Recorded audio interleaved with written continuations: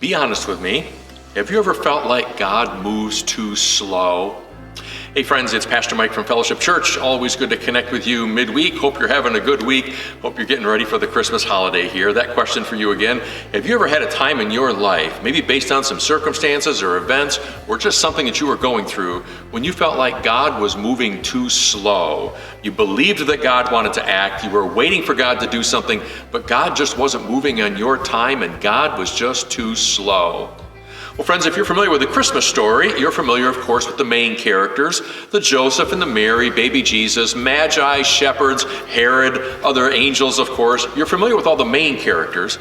But in Luke's gospel, we're introduced to a couple of other people who are part of the Christmas story, and they bring an important piece to that story.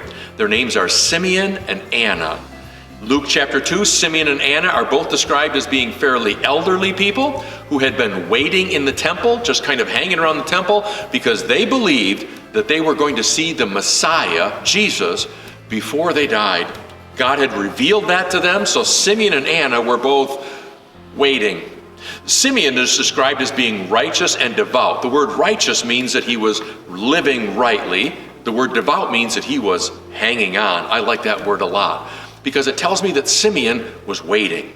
And Anna, she was doing the same thing, had been a widow for a long, long time. She was waiting because God had shared with both of them that they would see the Messiah. Don't you think it's interesting that as part of the Christmas story, we're introduced to a couple of people who really didn't lend much else to the Christmas story other than the fact that, well, they were just waiting.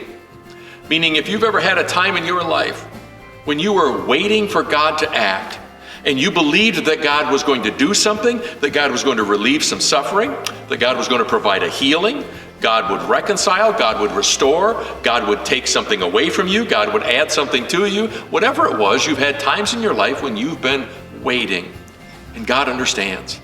Which is why God put that into the Christmas story so that you and I could say, God gets it. And here's the thing, whenever we're waiting for something, there's always this belief that, well, God should have acted by now.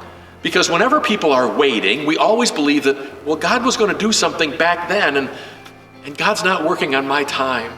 Waiting is hard. Nobody likes to wait, whether you're waiting in line at the shopping center or perhaps waiting for a doctor's office to call you back, or maybe even something more important than that. Waiting is never easy.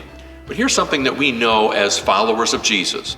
When we wait with God involved, waiting feels different.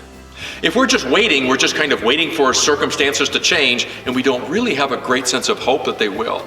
But whenever God is involved, and believe me, folks, there were a lot of people in the Bible who were described as waiting.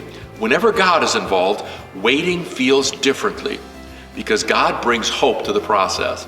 For the followers of Jesus, when we're waiting for something, we place that expectation and that trust in God, knowing that God is going to act at some point in time. He may not act on Mike's calendar, but we believe that God is still going to act. So for Simeon and Anna, they end up in the Christmas story. Pretty cool. And the reason why they're in the Christmas story is because God wanted you to know there were people who were waiting.